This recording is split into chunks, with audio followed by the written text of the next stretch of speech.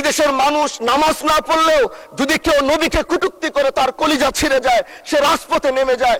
আমি বলবো যারা নবীকে কটূক্তি করে, নবীর নামে গালিগালাজ করে, এদের মৃত্যুদণ্ড, এই আইনটাও যেন বাংলাদেশের এই সংসদ থেকে পাশ করা হয়।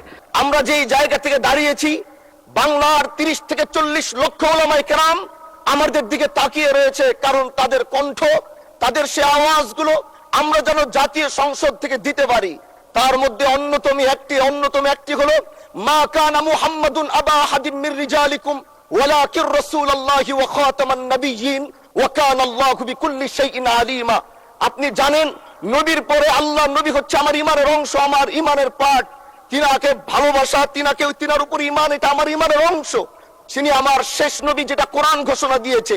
নবীও বলেছে আনা খাতামুন নাবিয়্যিন আলা নাবিয়্যা বাদি, আমি শেষ নবী, আমার পরে কোনো নবী আসবে না। কিন্তু মাননীয় স্পিকার, দুঃখের সাথে বলতে হয়, বাংলাদেশের এরকম একটি পার্ট রয়েছে, যেই পার্টের এক অংশ মানুষ, তারা নবীকে অস্বীকার করে, তারা মুসলমান দাবি করে। এবং এই বিষয়ে অনেকেরই ধারণা আছে, তারা জানে এই আন্দোলন করতে গিয়ে অনেক মুসলমানকে রাস্তায় শহীদ হতে হয়েছে, আন্দোলন করতে হয়েছে।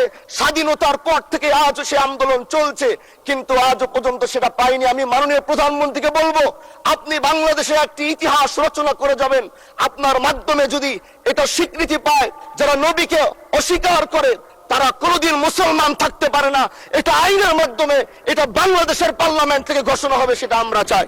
মাননীয় স্পিকার, আরেকটি কথা, আপনি জানেন আমরা আমাদের নবীকে সবচেয়ে বেশি ভালোবাসি, যিনি আখিরি নবী, যাকে বলা হয়েছে ওয়ামা আরসালনাকা ইল্লা রাহমাতাল লিল আলামিন।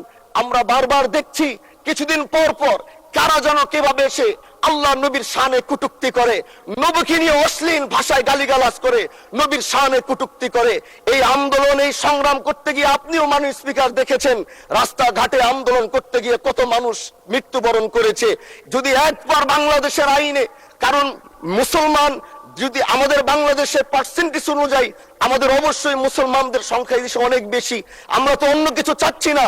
এই দেশের মানুষ নামাজ না পড়লেও যদি কেউ নবীকে কটূক্তি করে তার কলিজা ছিঁড়ে যায়, সে রাজপথে নেমে যায়।